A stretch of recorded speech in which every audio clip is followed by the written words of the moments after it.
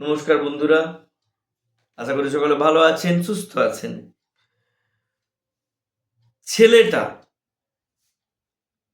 কবিগুরু রবীন্দ্রনাথ ঠাকুরের একটা অত্যন্ত বিখ্যাত কবিতা ছেলেটা। সেখানে কবি আজকের দিনের শিক্ষা ব্যবস্থার একটা অন্যতম ত্রুটির কথা তুলে ধরেছেন, যেটা না জানলে, যেটা উপলব্ধি না করলে অভিভাবক বলুন, শিক্ষক শিক্ষিকা বলুন, কারোর পক্ষেই আজকের ছোট বাচ্চাদেরকে পড়ানো ইম্পসিবল বা অসম্ভব। কবিতাটা কি নিয়ে? কবিতাটা হচ্ছে একটি বছর দশেকের দামাল ছেলেকে নিয়ে, যে পড়াশোনা একদমই করে না। সে কখনো ব্যাঙ ধরতে যাচ্ছে পুকুরে, কখনো গুবরে পোকা নিয়ে খেলছে, পাড়ায় একে তাকে জ্বালাতন করছে। সে কখনো একটা নেড়ি কুকুরের সঙ্গে তার বন্ধুত্ব হচ্ছে। সেই নেড়ি কুকুর যখন অন্যের হাঁড়িতে মুখ দিতে গিয়ে যখন তার মার খেয়ে যার প্রাণ যাচ্ছে, তখন সে ডিপ্রেশনে চলে যাচ্ছে। এইরকমই একটি বাচ্চার গল্প, সেই বাচ্চার গল্প উঠে এসেছে কবিতার মধ্যে। আপনি যদি ছেলেটা কবিতা রবীন্দ্রনাথ ঠাকুর বলে টাইপ করেন গুগলে, আপনি ইজিলি কবিতাটা পেয়ে যাবেন। যদিও আমি কমেন্ট সেকশনে কবিতার লিঙ্ক আমি দিয়ে দিচ্ছি, অবশ্যই পড়বেন। যাদের ছোট বাচ্চা আছে তারা অবশ্যই পড়বেন। এবারে এই যে বাচ্চাটা পড়তে চায় না, এর কনক্লুশনটা কি সুন্দরভাবে কবি টানছেন, সেটা ইন্টারেস্টিং, মন দিয়ে শুনবেন। অম্বিকে মাস্টার ওই বাচ্চাটার যে মাস্টার মশাই, তিনি এসে কবির কাছে দুঃখ করছেন, কবি অর্থাৎ রবীন্দ্রনাথ ঠাকুরের কাছে, যে ছেলেটা নাকি কবির কবিতাগুলো পড়ে না, এতটাই নিরেট বুদ্ধি, বুদ্ধি একদম নেই। কবি সেটাকে নিচ্ছেন কিভাবে? কবি বলছেন, উত্তর দিচ্ছেন, আমি একদম লাইন বাই লাইন পড়ছি। সে ত্রুটি আমারই, থাকতো ওর নিজের জগতের কবি, তাহলে গুবরে পোকা এত স্পষ্ট হতো তার ছন্দে, ও ছাড়তে পারতো না। কোনোদিন ব্যাঙের খাঁটি কথাটি কি পেরেছি লিখতে?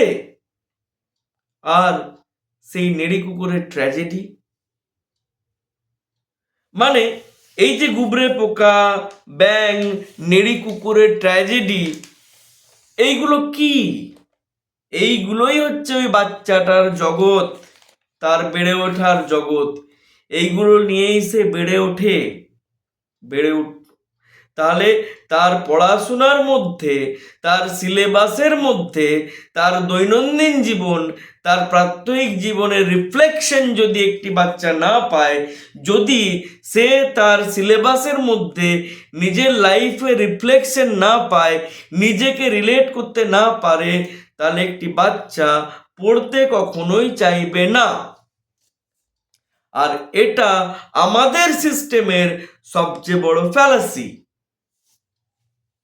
তাই সমস্ত অভিভাবক, সমস্ত শিক্ষক শিক্ষিকার কাছে আমার একটাই স্বনির্বন্ধ অনুরোধ, হাত জোড় করে অনুরোধ করছি, ভালো করে উপলব্ধি না করে বাচ্চাদেরকে প্রেসারাইজ করবেন না।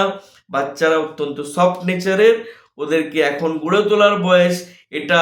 এই সময়টা প্রথম 5টা বছর বা প্রথম 10টা বছর ওরা মাটির তালের মতো, আপনি যেভাবে তাকে শেপ দেবেন ও সেভাবেই শেপ নেবে।